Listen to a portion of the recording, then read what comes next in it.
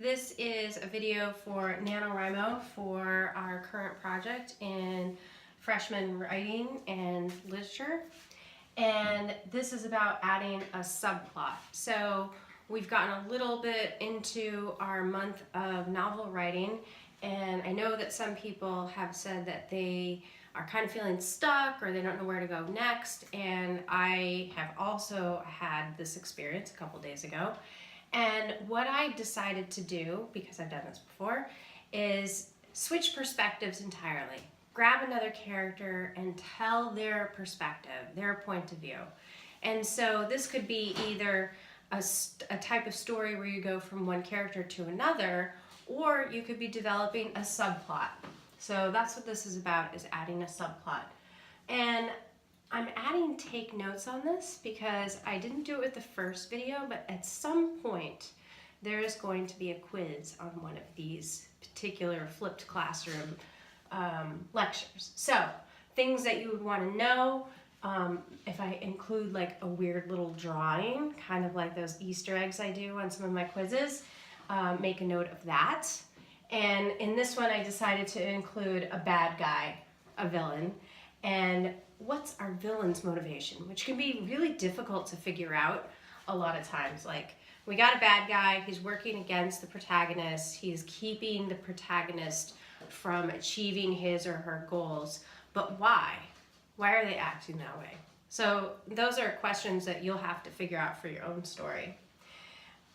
We know that the traditional plot diagram often sort of follows our protagonist along a journey. And so, oh gosh, I'm missing an N here. Let me get that pen and exposition. So this is sort of the basics of your beginning of your story, your setting, your time frame, what kind of environment you're in, your inciting incident. Look, I'm missing all kinds of letters. And perhaps you're over here in the rising action. That's kind of where I am in my story.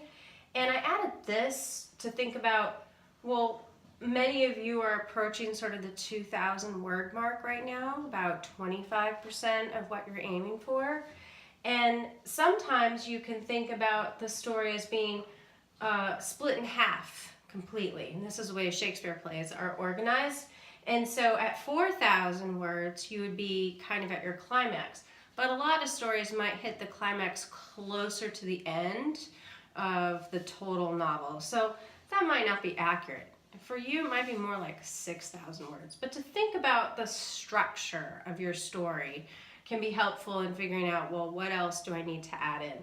And I added these ideas about scenes because sometimes if you're feeling stuck, you might just jump ahead and write one of your particular scenes.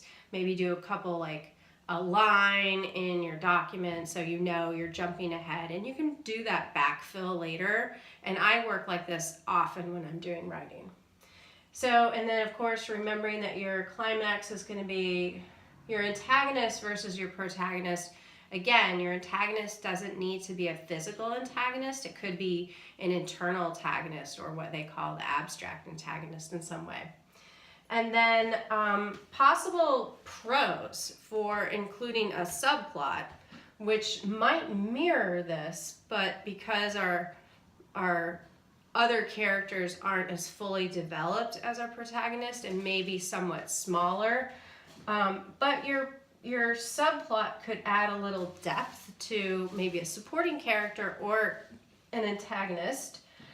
You could determine the villain's motives, coming back up to my picture. And you could also flesh out, again, another character's perspective. In the story I'm writing this year for 2017, I have two protagonists in two different timelines. I have one in the 1800s and one in the modern day. So they each are going to have their kind of story arc, which will mirror each other, but they're not necessarily connected. In addition, I will include a link below in this video for another resource where another writer talks about how she uses subplots. So that's another resource for you. Short stories may not have a subplot. The Pearl, for instance, which we read earlier, doesn't really have a subplot. We get some information about the doctor, but not that much. So it's not like we're following the doctor on his journey and what he's doing. We really only focused on Kino and his wife and the baby. So again, subplot is not necessary, but you may find it something that you can use in your story. So hope this is helpful. Let me know if you have any questions or need any extra help. Thanks for watching.